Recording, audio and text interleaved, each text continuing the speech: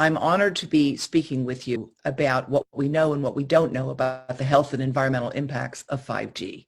I have been delighted to work with Professor Alvaro de Sales and Claudio Fernandez for several years now, and it's wonderful that you're having this national conference on electromagnetic fields in Brazil at this time. I have a background of more than 40 years of work in public health, including being a member of the team awarded the Nobel Peace Prize for work on climate change in 2007, and I was the founding director of the Board on Environmental Studies and Toxicology at the National Academies of Sciences in the United States. I've been an advisor to the World Health Organization, to the London School of Hygiene and Tropical Medicine, and to the Centers for Disease Control in the United States. My background is available on our website for those of you who would like more information at ehtrust.org.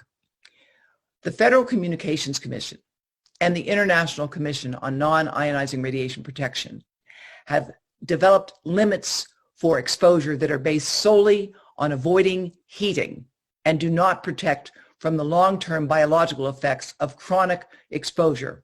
Around the world today, with more than 7 billion devices being used that are wireless, we are seeing effects in children, pregnant women, and others that have not been taken into account in the standards that have been developed by the FCC and ICNIRP. That commission, in fact, is an invitation-only group with long-standing ties to industry that have been documented, and they have set standards solely based on avoiding heating that does not protect the developing brain, certainly does not protect birds or trees, and we know now, as I will show you in a moment, that there are biological effects. Among the many things that ICNIRP and the FCC have never taken into account in their current safety factors is the fact that there is a substantial body of scientific evidence at this time clearly showing that electromagnetic fields can damage DNA of the brain of animals and humans, can affect the memory of teenagers, can affect sperm production in human males as well as in animals, can interact with chemicals to have a synergistic effect, and can damage bees and insects and trees. All of this has not been taken into account in the FCC ICNIRP standards. When we look at what we know about both the sperm and brain, they're both fast and fatty. And the fat is really important because fat has been called a natural hazardous waste site. It attracts a lot of organic garbage to it. And one of the things we know is that toxic agents can get into fat, they're attracted to it, and they can get either through the skin or through inhalation. A toxic agent can get into the body where it can be distributed, and all of the agents on the screen behind me, solvents, ionizing radiation, metals, and pesticides, are attracted to fat. But guess what? Microwave radiation enhances the absorption of any toxic material in your body. That is why it's so important to understand that you want to keep these devices off your body and especially away from your children, because the fat-loving brain and the fat-happy sperm both are storage sites for toxic agents. Now, the younger brain is going to absorb more exposure than the older brain. These images come from work that Environmental Health Trust scientists have done at Porto Alegre, a federal university in Brazil. Claudio Fernandez, Alvaro de Sales, and their teammates have produced this imaging work with us. And we can show you, seen with the yellow-white part showing the highest exposures, that the cell phone radiation gets all the way through into the eyes of a child age 6 that might have a phone next to their brain. The consequences, remember, that brain is not protected with myelin, and therefore the exposures of anything to it are going to have a greater impact. This is work done by the head of the National Institute of Drug Abuse and published in the Journal of the American Medical Association.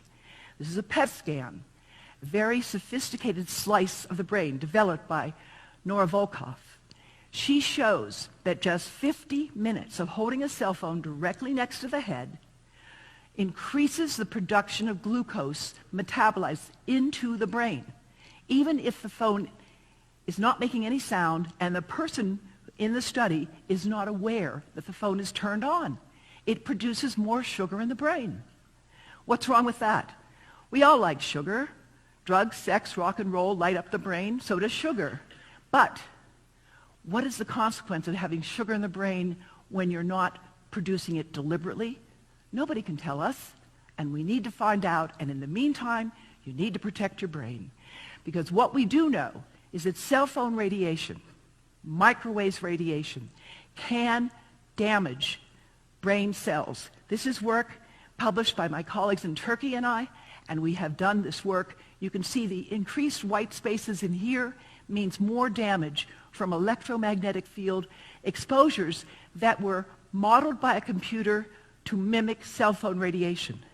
And we at Environmental Health Trust have amassed a substantial body of literature which can be available on our website and has been submitted to U.S. courts that are going to be reviewing it at the beginning of this year as they consider whether the FCC must change its standards, as we have argued. Among the many things that the FCC and ICNIRP do not take into account is the fact that radio frequency radiation has an effect on all living things, animals, plants, the environment around us. The limits have been set not to protect the environment, but only to avoid heating of people and to avoid interfering with the functioning of machines. So we can safely say that the current FCC limits avoid interfering with machines, but do not avoid interfering with the human heart and the human brain, which are essentially electrical in their functioning. It's small amounts of electric current allow our brains to work, allow our hearts to beat. And the fact that radio frequency radiation and electromagnetic fields can interfere with the functioning of our brain and our hearts has not been taken into account by the FCC in developing our standards today. A number of studies have been done showing effects on animals, whether on migrating birds, whether on honeybee functioning, whether on trees. As a nation that depends on the vitality of your forests, think about what it means to their continued sustenance if you are going to be blanketing your environment with exposures to radio frequency radiation. That does have an effect on the ability of plants to grow and animals to survive. Now, as I indicated in my TEDx talk, we know that radio frequency radiation can damage men's reproductive system. Sperm are fast growing, they're more vulnerable. This image taken from work done with Claudio Fernandez and Alvaro de Sales shows that the area that gets the highest absorption from radio frequency radiation is the testis and the penis. They are basically fatty tissue. There's nothing protecting them. And that's why it's important from now on that you get your phones out of your pocket and recognize that there's a cumulative effect from radio frequency radiation on the ability to produce sperm, the ability to make healthy sperm, and frankly, we are seeing a growing problem around the world today of infertility for men and women. And while much of this problem may be due to pesticides and other agents, a significant part of it may well be due to cell phone radiation, which is why the Cleveland Clinic, among others, advises men who are having problems with fertility to keep their phones off their body and out of their pockets. And again, on our website, you will see information about why and how to reduce your direct exposures to such devices, how they have cumulative effects, and why it's important to stop now in that exposure, particularly for our children who are growing up in a sea of radio frequency radiation that did not exist even 5 years ago. And the rapidly developing reproductive systems of our children does need to be protected. And their parents and teachers need to understand the importance of never having laptops on laps, because that exposure clearly can damage sperm and damage their ability to make healthy sperm when and if they choose to become parents themselves. If we look now at what is projected for 5G and the Internet of Things, we are talking in Brazil and around the world of millions of new cell antennas, some located right next to bedrooms, especially in dense urban environments like Sao Paulo and Porto Alegre. And in those dense urban environments, you will need every 100 meters a new so-called small cell in order to connect your coffee pot to your refrigerator, to your car, to your heater, to your microwave oven, to your home security system. The question we have to ask ourselves is, if we want that connection, does it have to be wireless? And the answer is no.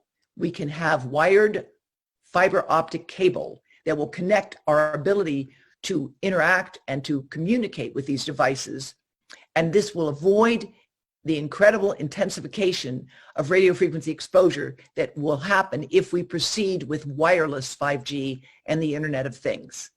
There are questions being raised in China and elsewhere about whether or not 5G is needed. The speed that is promised has not yet been achieved in the few places where it exists, and that is why I'm part of a group of scientists who are calling for a moratorium on 5G until we have better information on its long-term effects on our health and the environment. Now, we know that 5G can operate under low, mid, or high band frequencies. We are already exposed to 3G and 4G, which operates phones and other devices.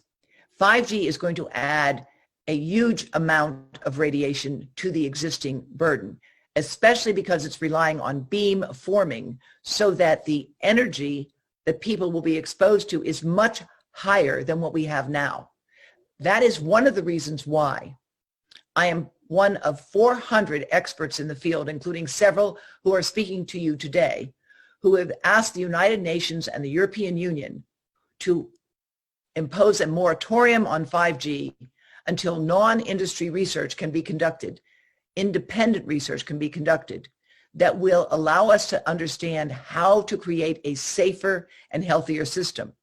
There are hundreds of experts in the field and thousands of doctors from England to Belgium to the United States, including German doctors, Australian as well, all calling for a moratorium on 5G, because without that moratorium, we're basically conducting an experiment on you, your children, and your grandchildren. If we look at the trees, a study has been published in the peer-reviewed literature from observation of trees in Germany.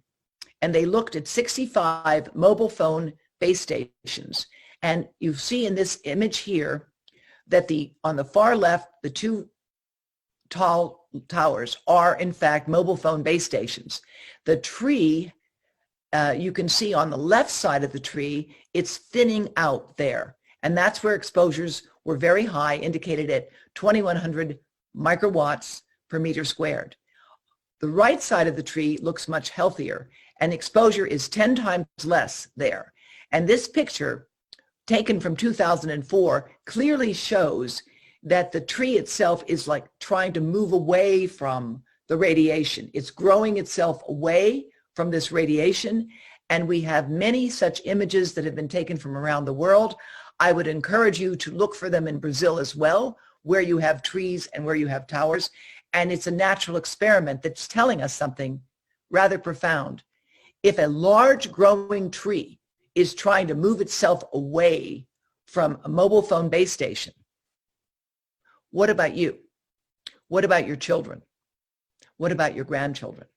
We need to start to ask that question, and we need to stop expanding exposures until we have good answers. Last year, I met with Professor Cornelia Waldem-Seltzam, who is the lead author of this study, and she has assured me that they have many more examples of where trees are injured from their proximity to mobile phone base stations. A series of studies have now been done looking at models of the honeybee, which of course is critical to agriculture and pollination. And these studies have shown that just a 10% increase in power density above 6 gigahertz, which will be projected to occur with 5G, could triple the amount of radiation in the body of these insects. And other studies have now shown in experimental beehives that if you put a mobile phone in the hive and you turn it on, you interfere with the ability of bees to make honey and to do what they're supposed to do to protect the hive. And these researchers who've done this work are very concerned about what it means for the long term, not just for the honeybee, but for 2,000 different pollinating insects that are critical to agriculture. It's not something that we've taken into account.